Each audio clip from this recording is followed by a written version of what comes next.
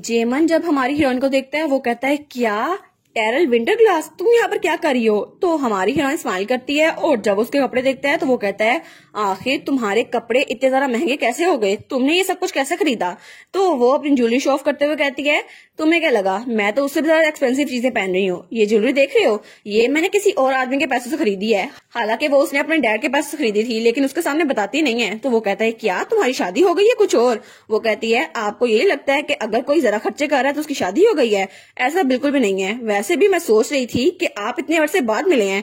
लेकिन तभी वहां पे जो लड़की थी वो कहती है जेम जेम प्लीज उस लड़की से बात करना बंद करो जिसे तुम जानते नहीं हो। तो हमारी सोचती है क्या जेम जेम इसने ये कहा?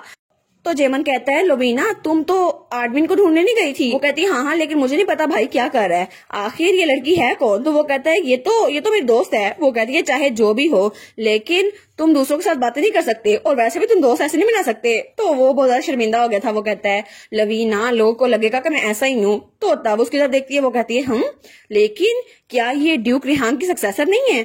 तो वो कहता है नहीं नहीं ये तो टेरल विंटर ग्लास है। लेकिन हमारी हीरोइन कहती है हाँ बिल्कुल मैं ही हूँ टेरल रिहान, ड्यूक रिहान की सक्सेसर। तो जेमन कहता है क्या नहीं ऐसा नहीं हो सकता, तुम उसकी सक्सेसर कैसे बन सकती हो?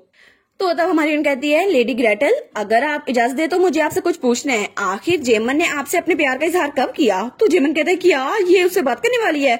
तो वो कहती है 4 साल पहले विंटर्स में, है ना, जब हमारी एंगेजमेंट हुई थी उससे 1 साल पहले। लेकिन आप क्यों पूछ रही हो? तो जेमन कहता है ओ नो मैं पकड़ा जाने वाला हूँ। तो सब लोग उसी तरफ देख रहे थे। तो सब लोग सोचते हैं तो ये सच है कि जेमन टेरल पे चीटिंग कर रहा था और जेमन तो बहुत ज्यादा डरा हुआ लग रहा था। तो हमारी सोचती है जेमन डैब्रिक ऐसा लगता है कि तुम शौक की वजह से बिल्कुल फ्रीज हो गए हो। और वो सोचती है क्योंकि तुम्हारे सामने जो इंसान है वो एक रिहान है ना कि विंटर ग्लास, इसलिए तुम ऐसे एक्सप्रेशन बना रहे हो, है ना? तो तब टेरल कहती है आप जरूर सोचती होंगी ना मैंने ये सब कुछ क्यों पूछा, लेकिन जेमन को पता है मैंने ये क्यों पूछा। तो जेमन कहते हैं क्या ये मेरी पोल खोलने वाली है? तो वो कहती है आई होप कि आप हमारे रिलेशनशिप के बारे में जेमन से सुने। लेकिन तभी वहां पर म्यूजिक बजता है और हिज मैजेस्टी एम्परर और एम्प्रेस तशरीफ ला रहे हैं और वहां पर एम्परर और एम्परर आ गए थे और सब लोगों को ग्रीट करते हैं।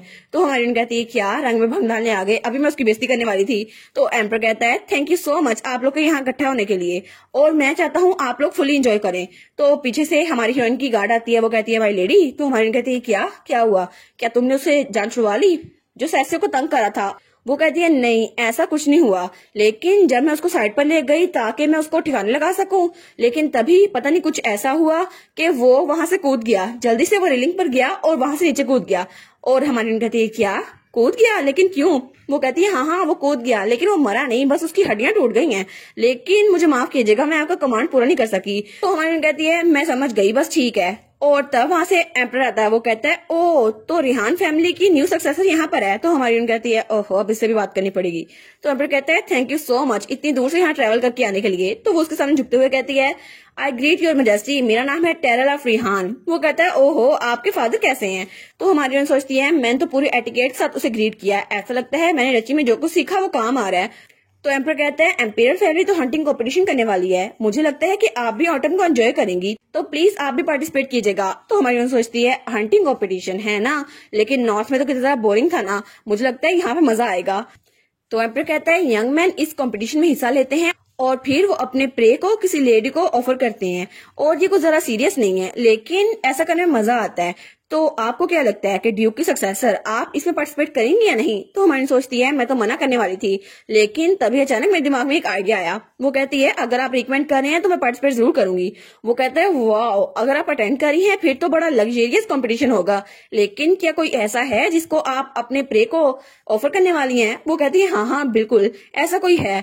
तो तब वो जेमन की जब देख कहती है मार्कस डैब्रिक का यंग लॉर्ड और मैं उसको अपना प्रे नॉमिनेट करने वाली हूँ। तो जेमन तो बहुत ज्यादा हैरान हो गया था, वो कहता है क्या ये मुझे नॉमिनेट करने वाली है? तो सब लोग उसके देखते हैं। तो एम्परर कहता है लेकिन आप किसी ऐसे इंसान को नॉमिनेट करने वाली है जिसका कोई फियांसे है? वो कहती है नहीं नहीं वो नहीं, उसके अलावा भी तो डैब्रिक का एक बेटा है ना, मेरा मतलब है सैसियो डैब्रिक, मैं उनको नॉमिनेट करने वाली हूँ। और वो सोचती है जेमन डैब्रिक वो जिससे सबसे ज्यादा नफरत करता है वो सैसियो ही है, इसलिए मैं अब उसको यूज करूंगी और इसके जरिए मैं उसको बताऊंगी कि पावर अब किसके पास है। और फिर सीन चेंज होता है और हमें हमारी हीरोइन गार्डन में दिखाई जाती है। वो कहती है उसके बाद तो बहुत ज्यादा अरसा गुजर गया, लेकिन मैंने ऑर्डर किया था कि डेब्रिक के घर की सारी इन्वेस्टिगेशन मुझे ला के दी जाए। और तब वहाँ लेटर्स देखती है और वो कहती है अगर मैं एक और लेटर भेजूं तो शायद मैं ये प्रिंसेस ग्रेटल को भेज सकती हूँ। और जेमन वो मुझसे मिलने के लिए बार बार कह रहा है, लेकिन मैंने उसको कोई जवाब नहीं दिया। और तभी उसके पास वो डॉक्यूमेंट वाली डायरी आती है। तो वो कहती है चलो मेरे पास डेब्रिक हाउस की सारी इन्फॉर्मेशन है। तो उसकी गार्ड कहती है मैंने इसमें सब कुछ समराइज कर दिया है जो हमें डेब्रिक के बारे में पता चला। वो कहती है अच्छा काम किया तुमने। तो वो कहती है अच्छा तो ये सारा मसला सेसियो और जेमन के दरमियान 20 साल पहले शुरू हुआ, क्योंकि जेमन के डैड ने लॉर्ड डेब्रिक ने 20 साल पहले अपने किसी रिश्तेदार का बच्चा गोद लिया, लेकिन तब वो बच्चा ना बोल सकता था और ना ही चल सकता था। और उसकी वजह से उसकी फियांसे जो कि पहले उसके साथ थी उसको छोड़ के चली गई और उसकी वजह से डैलेंट विगर उसने उससे शादी कर ली और तब जेमन पैदा हुआ। लेकिन सेसियो की वजह से जेमन की माँ उससे बहुत ज्यादा नफरत करती थी और आखिर में वो मेंटली इल हो गई और इसलिए ये भी नेचुरल था कि जेमन वो भी सेसियो से नफरत करे। तो वो कहती है अच्छा तभी मैं सोच रही थी कि क्या वजह हो सकती है कि जेमन जानबूझ के सेसियो से इतना ज्यादा नफरत करता है। तो उसकी गार्ड कहती है असल मामला तो अगले पेज शुरू होने वाला है। तो तब वहां पर पढ़ती है तो वहां लिखा था जेमन हमेशा सर्वेंट्स को टेरल का मजाक उड़ाता हुआ देखता था, लेकिन वो कभी किसी से कुछ नहीं कहता था। और तब वो कहता था वो तो मुझे अपना लवर समझती है, लेकिन मैं तो उसे अपनी छोटी बहन समझता हूँ। पता नहीं मैं उसे कितनी बार रिजेक्ट कर चुका हूँ, लेकिन वो तो मेरे पीछे चिपकी हुई है। तो वो सोचती है क्या। तो तब उसकी गार्ड तलवार निकालने लगती है। वो कहती है माई लेडी अगर आप कहें तो मैं उसको जान से मार डालूं। वो कहती है तुम आखिर मारने माराने की बातें क्यों करती रहती हो, काम डाउन वाई काउंटर्स ग्रीनल बस कर दो। तो तब उस बुक को बंद करती है और वो अपना ग्लास उठाती है। वो कहती है कुछ भी चेंज नहीं हुआ, जैसा हमने प्लान किया हम वैसे ही करने वाले हैं। और वैसे भी ये अच्छा होगा कि जेमन वो सेसियो के हाथों हारे, है ना, तुम्हें नहीं लगता। तो उसकी गार्ड कहती है माई लेडी। वो कहती है हाँ बिल्कुल, हाउस डेब्रिक को एक लेटर भेजो कि मैं सेसियो से मिलना चाहती हूँ। और उसके कुछ दिनों बाद ही उनकी डेट फिक्स हो गई थी, जब उसका शेड्यूल बिल्कुल बिजी था और लॉर्ड सेसियो वो बिल्कुल फ्री था और तब उसे मिलने जा रही थी। वो कहती है वेल सेसियो वो तो डेब्रिक में बिल्कुल अकेला रहता ना, तो उसके पास करने को कुछ ज्यादा कुछ होगा नहीं। तो उसकी गार्ड कहती है क्या मैं आपको पूछ सकती हूँ कि आप उस बुटीक में क्यों गई थी। वो कहती है हाँ मुझे कुछ वहां से खरीदना था। और तब डेब्रिक हाउस आ चुका था और तब उनकी बगी वहां पर उतरती है। तो उसका कोचवान से नीचे उतरने में हेल्प करता है। वो कहता है वेलकम। तो तभी वहां पर एक और बटलर आता है। वो कहता है मैं आपको ग्रीट करता हूँ। और तब वो झुकते हुए कहता है मेरा नाम है स्टीवर्ड और ये मेरे लिए बहुत ज्यादा ऑनर है कि मैं ड्यूक रिहान के सक्सेसर को ग्रीट कर रहा हूँ। तो वो कहती है लेकिन ये एजाज तो तुम पहले भी कई बार कमा चुके हो। तो वो कहता है क्या पहले भी कई बार। लेकिन जब उसकी तरफ देखता है तो तब हमारी हीरोइन स्माइल करके उसकी तरफ देखती है। वो कहता है क्या विंटर ग्लास, और वो तो बहुत ही ज्यादा शौक हुआ था। तो तब हमारी हीरोइन की गार्ड कहती है आखिर तुमने तमीज सीखी है या नहीं, अभी उनको जाने दो, मैंने कहा लेडी को रास्ता दो, उनको इंतजार न कराओ। वो कहता है ओ डियर प्लीज आप अंदर आए और वो उसको रास्ता देता है। वो सोचता है आखिर हो क्या रहा है, ये तो विंटर ग्लास थी ना, ये आखिर रिहान कैसे बन गई। और तब उसके साथ वहां से जाती है और वो सोचती है कुछ भी चेंज नहीं हुआ, मेड्स घर सब कुछ वैसा का वैसा है। तो बटलर वहां जाते हुए कहता है मुझे नहीं पता था कि मिस्टर सेसियो अभी तक तैयार है या नहीं, तो मैं ऊपर जाकर खुद देख लेता हूँ। वो सोचती है क्या इसको तो ये भी नहीं पता कि उसका मास्टर वो कुछ सही है भी नहीं, मुझे लगता है वो सेसियो की रिस्पेक्ट नहीं करता। तब वो उसके कमरे के बाहर पहुंच गया था। वो कहता है यहीं पर, वो यहीं पर है। तब वो दरवाजा खोलते हुए कहता है मिस्टर सेसियो लेडी टेरल आपसे मिलने के लिए आई है। तो हमारी हीरोइन जब वहां पर देखती है तो वो बहुत ज्यादा शौक हो जाती है, क्योंकि वहां पर सेसियो तो बैठा बहुत ज्यादा हैंडसम लग रहा था और वो तैयार होकर तो कुछ ज्यादा ही हैंडसम लग रहा था।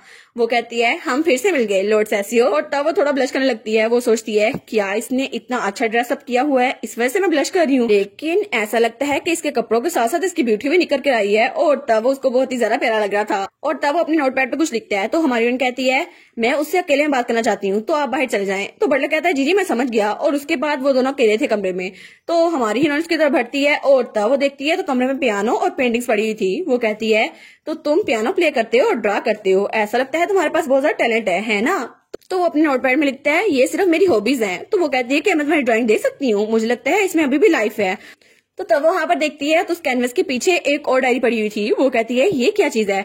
तो तभी सेसियो का चेहरा लाल हो गया था। वो तो कुछ कहने की कोशिश करता है लेकिन कुछ कह नहीं पाता और तब आगे बढ़ते बढ़ते अपनी व्हीलचेयर से नीचे गिर जाता है। तो हमारी कहती है लॉर्ड सेसियो। और तब उस डायरी को वही फेंक कर आगे आती है। वो कहती है आप ठीक तो है, और उसको दोबारा से व्हीलचेयर पे बिठाती है। वो कहती है आखिर आप इतनी जल्दी उठे क्यों। और तब उसकी तरफ देखती है तो वो किस तरफ घूर रहा था। वो कहती है आखिर आप किस तरफ घूर रहे हैं। और जब वहां पर देखती है तो वो डायरी नीचे गिरी हुई थी और उसमें किसी का स्केच था। तो तब उसको उठाती है। वो कहती है ये, और तब उसमें हमारी हीरोइन टेरल का स्केच था। वो कहती है ये तो मैं हूं ना। लेकिन वो सोचती है ये तो वार्म फीलिंग है ना, ऐसा लगता है कि इस इंसान को मैंने पहले भी इस तरह देखा हुआ है। तो तब सैसियो, वो तो बहुत ज्यादा ब्लश किया जा रहा था, वो लिखता है आई एम सॉरी, मुझे नहीं पता कि आप गुस्सा हो गई हैं, फिर भी मुझे कुछ कहना चाहिए। तो वो कहती है नहीं नहीं मैं गुस्सा नहीं हूँ, लेकिन आखिर तुमने मुझे ड्रा क्यों किया। तो वो ब्लश करते हुए दोबारा लिखता है क्योंकि आप बहुत ज्यादा खूबसूरत हैं। और तब वो डॉट पर उसकी तरफ बढ़ाता है और तभी भी ब्लश करा था। तो हमारी कहती है क्या मैं खूबसूरत हूँ। और तब वो दोनों ब्लश करने लग जाते हैं। वो सोचती है मुझे तो सब्जेक्ट को चेंज करना होगा। वो कहती है मैं आपके लिए एक गिफ्ट लेकर आई हूँ। और तब वो एक रुमाल उसको देती है। वो कहती है पिछली बार आपने जो हैंकरचीफ मुझे दिया था वो मेरी हाथ रची में छोड़ाई हूँ, लेकिन आपके लिए मैं ये नया लेकर आई हूँ। आई बिलीव आपको ये पसंद आएगा। तो वो स्माइल करके उसकी तरफ देखता है। तो तब टेरल कहती है मेरे यहाँ आने की एक और वजह भी है। और वो कहती है जो वजह मुझे यहाँ पर लेकर आई है क्योंकि मैं आपको एक ऑफर करना चाहती हूँ। और वो सवालिया नजर से उसकी तरफ देखता है। तो हमारी दरवाजे के पास जाती है और वो कहती है क्या मैं थोड़ी देर के लिए बात कर सकती हूँ। और तब वो दरवाजे पे मैजिक यूज करती है। वो सोचती है मैंने रेहान रची में जो मैजिक सीखा था वो काम आ रहा है और अब इस डोर पे मैजिक हो गया है, इस वजह से कोई भी आवाज यहाँ से बाहर नहीं जा सकती। और तब वहां सोफे बैठने लगती है। वो कहती है मैंने सुना था कि जेमन मार्कोस का सक्सेसर बनने वाला है, लेकिन अगर वो सक्सेसर बन गया तो जेमन वो इस हाउस का मालिक बन जाएगा और उसके बाद वो आपको जान से मरवा डालेगा। और तब वो कहती है फिर तो आपकी जान चली जाएगी। तो वहां पर सैसियो बिल्कुल सीरियस बैठा हुआ था। तो तब उसके सामने कहती है लेकिन सपोज करें कि वो आपको ना मार सके क्योंकि आप मार्कोस के अगले हेड बन जाएं, क्या ये टाइटल आपको चाहिए। तो तब सैसियो के एक्सप्रेशन बहुत ज्यादा संजीदा हो गए थे। तो वो कहती है मुझे पता है कि मुझे अपना बदला कैसे लेना है, मैं तो रेहान की पावर को ऐसे यूटिलाइज कर दूंगी। तो तब वो नोटपैड पे लिखता है लेकिन आपको पता भी है ये सब कुछ करने के लिए आपको बहुत ज्यादा मेहनत की जरूरत है और आप फोर्सफुली किसी का थ्रोन नहीं ले सकती, ऐसा हो नहीं सकता। तो वो स्माइल करते हुए कहती है किसने कहा कि मैं एक आउटसाइडर हूँ। तो तब वो नोटपैड पे कुछ लिखता है और बहुत ज्यादा सीरियस होकर इसकी तरफ देखता है। वो कहता है क्या आप कह रही हैं। तो हमारी कहती है हाँ बिल्कुल मैं यही कह रही हूँ। और तब वो बहुत ज्यादा चमकदार स्माइल करते हुए कहती है मैं चाहती हूँ कि आप मेरे साथ एंगेजमेंट कर लें लॉर्ड सैसियो। आपको ये ऑफर कैसी लगती है। मुझे लगता है कि ये हम दोनों के लिए बहुत ज्यादा फायदेमंद रहेगी। और इसी के साथ ये वाला पार्ट यहीं पर ख़त्म। तो आप लोग बताइएगा आप लोग को ये पार्ट कैसा लगा और वीडियो को लाइक और चैनल को सब्सक्राइब लाजमी कीजिएगा। बाकी वीडियोस का लिंक भी स्क्रीन पर नजर आ रहा होगा तो काइंडली उनको भी चेकआउट कर ले। और thank you so much for watching my videos. Stay safe, bye bye.